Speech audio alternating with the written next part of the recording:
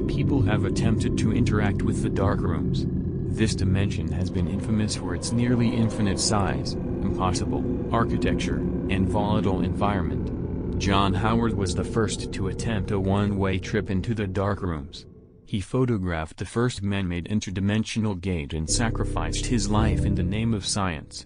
Upon entering one of the many gates, subjects often feel disoriented and report having the feeling of being watched. Once in the back rooms, subjects are instructed to investigate the darkrooms corridors.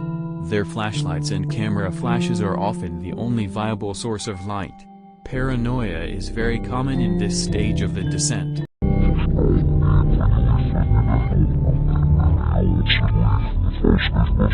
Once a decently lit area is reached, the subjects, if they are still alive, are asked to navigate into an open door. These doors usually lead to an outside portion of the darkrooms.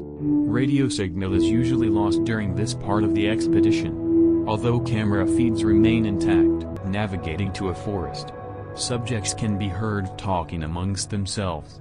Hearing cries and seeing eyes between the trees is very common, although no one has ever reported a sighting of a physical entity. After finding their way out of the dense brush, most subjects report hearing jovial music from inside these plain houses. Laughs and talking can also be heard. But upon entering the house, the lights turn off and the music ceases. Continuing further into one of these houses, an impossible architecture occurs where corridors extend past the physical length of the house.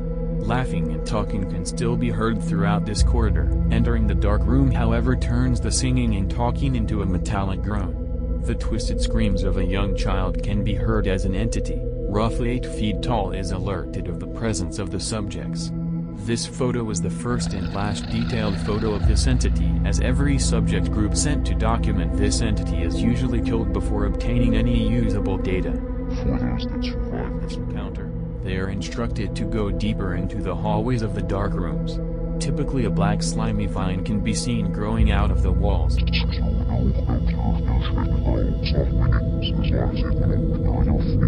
In the deeper parts of the darkrooms, this entity is usually found wandering the halls aimlessly. It is not aggressive unless provoked and is extremely sensitive to sound. It can often be found standing in the middle of doorways.